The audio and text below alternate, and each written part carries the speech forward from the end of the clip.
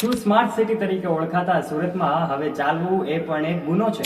શું સ્વચ્છ શહેર તરીકે ઓળખાતા સુરત શહેરમાં વાહન લઈને ચાલવું તો મોતની સજા મળે છે?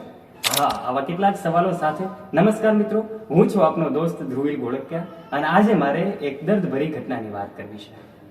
સુરત શહેરમાં છેલ્લા કેટલાક દિવસોથી અનેક એવી દુર્ઘટનાઓ બની રહી છે જેના વિશે તમે કદાચ પરિચિત હશો.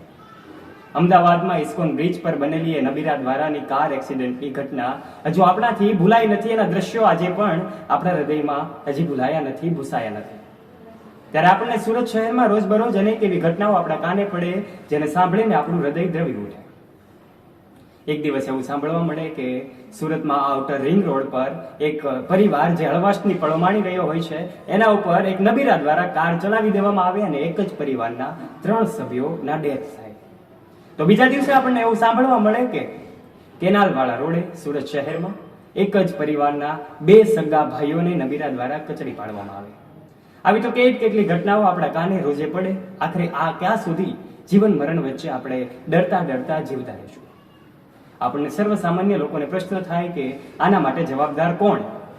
પહેલી વખત જોતા આપણને એમ થાય કે આખરે આ જે કાર બનાવવા વાળા લક્ઝરિયસ કાર બનાવતી કંપનીએ એમાં સ્પીડ લિમિટ દાખવવી જોઈએ. તો બીજી તરફ આપણને એમ થાય કે આ કાર એમના જે મા બાપો આપે છે, જે લક્ઝરિયસ કાર એમના દીકરા દીકરીઓને આપે છે, તો એમની પહેલા એમણે શિક્ષણ અને સંસ્કાર પણ આપવું જરૂરી છે. ત્રીજી તરફ એમ થાય કે આ દેશના કાયદા વ્યવસ્થામાં એવો કોઈ દાખલો બેસાડવામાં આવતો નથી કે જેનાથી આ નબીરાઓ બેફામ બની રહ્યા છે. આવા કેટલા પરિબળો અને કેટલા કારણો આપણને એમ થાય કે છેલ્લે આ બધું શા માટે? ક્યાં સુધી આપણે આ બધું સહન કરતા રહીશું? આપણી પાસે પૈસાની છોડો ઉછળતી હોય તો એનો મતલબ મોજશોખ કરવા માટે આપણે કોઈના પણ જીવ લઈ લઈએ એવો અધિકાર તમને કોણે આપ્યો છે? કોઈના જિંદગીમાં કોઈ પરિવારના સભ્યો સાથે જિંદગીની રમત રમવાનો અધિકાર તમને કોણે આપ્યો છે? ધૂળ ચહેરા પર છે અને આપણે અરીસો સાફ કરી રહ્યા છીએ.